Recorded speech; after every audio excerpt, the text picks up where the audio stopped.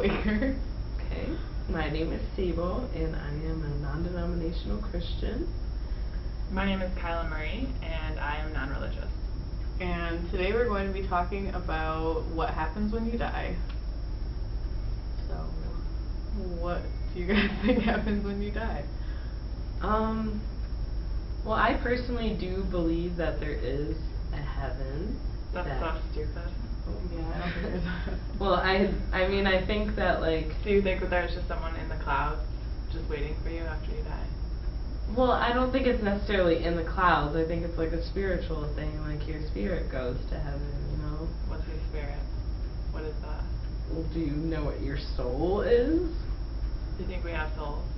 I would like to think we have souls. Do you not have a soul? I can't see it. Science has never found it, so how can we honestly say there's a soul? I mean, I think there's a lot of things that we haven't science seen. hasn't always known everything. Like what? Like, once upon a time they thought that the earth was flat. So you really just think, like, we exist and have all these extravagant lives and have all this existence and that just goes to nowhere after? Like, that's completely ridiculous. I don't know. I understand. mean, I don't believe in heaven. I just think that when we die, we turn into dirt. Yeah. See, we don't even have that. Weird. We don't even Like, have this conversation because that's so this weird. Is an educated conversation. Well, as an educated and spiritual individual, I just happen to believe that humans will die, and based on how they've lived their lives on Earth, that will determine where they go afterwards. So do you believe in a hell? Yes, I do. So what happens in hell? Depends on how you lived your life on Earth.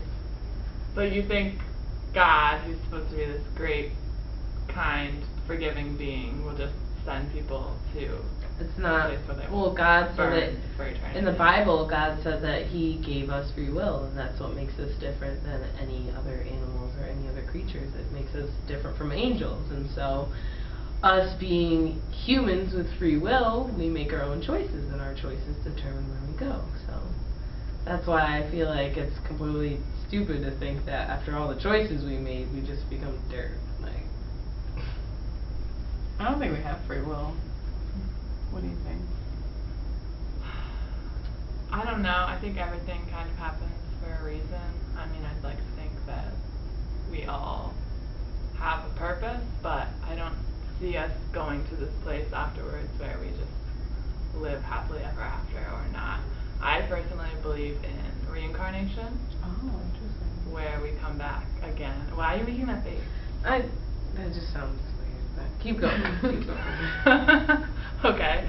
So I think that we potentially come back as someone else or as something else. So you're saying I'm going to become a tree? You could potentially become. Do you have a problem with trees? I mean, I like trees, but I personally would not like to be one, having been a human. What determines, like, who decides what you come back as if you're reincarnated, if you don't believe in God? I don't know. Oh, no, you have nothing to say. I mean, I'm just saying, I don't necessarily think that there's a being, like a God, that makes those decisions, but I think that, well, I can't even talk to you when you're making a face at me. I'm sorry, go ahead. No, it's fine. We'll just leave it at that. Just leave it right there. Alright, well, I don't even know why we're having this conversation. Clearly, this is an example of a bad interfaith dialogue. In good dialogue, there should always be a moderator present to control the situation and keep participants from arguing and interrupting each other, which are both things that we did throughout this bad interfaith dialogue. Also, in good interfaith dialogue, everyone should be able to be open to learning about each other's views and be respectful of them, especially when parties don't agree. Furthermore, no party should directly address or attack another party, but rather speak about their own views and ideas, and always address the moderator. Finally, no party should ever pressure another party to answer a specific question. It should always be acceptable for someone to decline answering if they choose. Good interfaith dialogue should help everyone involved to find similarities between their beliefs and those of others, to promote respectful understanding of each other.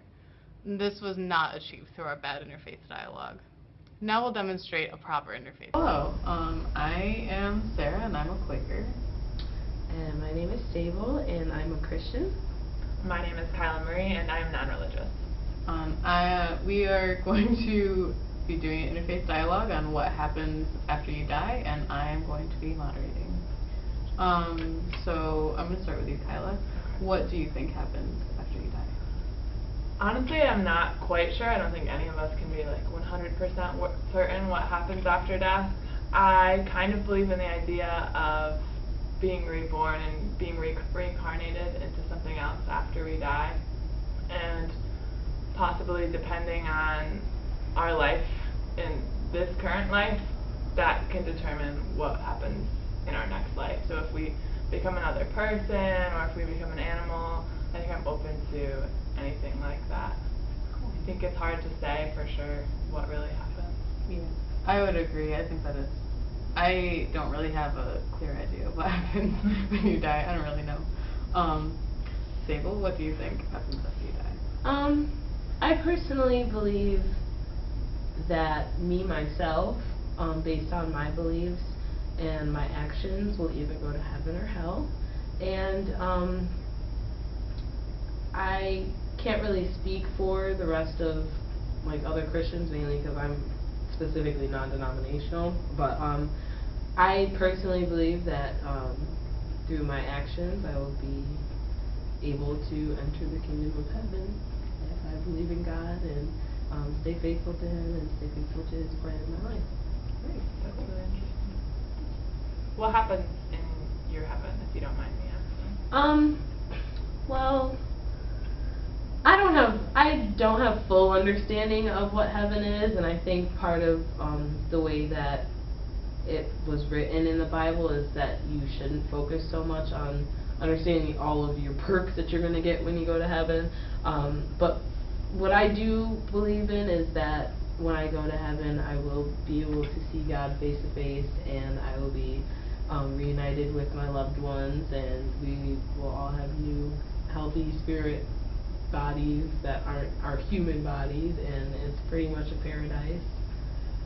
And that's what I'm hoping for. Nice, cool. That's really interesting. Yeah. I'm going to go back to you, Kyla. What are your thoughts on heaven versus hell? I don't necessarily believe in a heaven and a hell. I totally understand where Sable is coming from, that our actions, and I would agree with you, based on my beliefs, I think our actions in this life will impact what happens after we die, but I don't necessarily believe in the idea of a heaven and a hell. I think that no person is truly that evil or good. I think we possess both inside of us, and so for me to say that based on your actions now, you're either damned for the rest of your life to suffer or to live in peace, I think that that's a bit extreme. But again, I'm not totally sure, but I think that everyone has kind of their own beliefs that's a little bit different with regards to that. Sable, what do you think about heaven versus hell in that context? That's actually really a big thing that I have to deal with on a regular basis about how I feel about that, because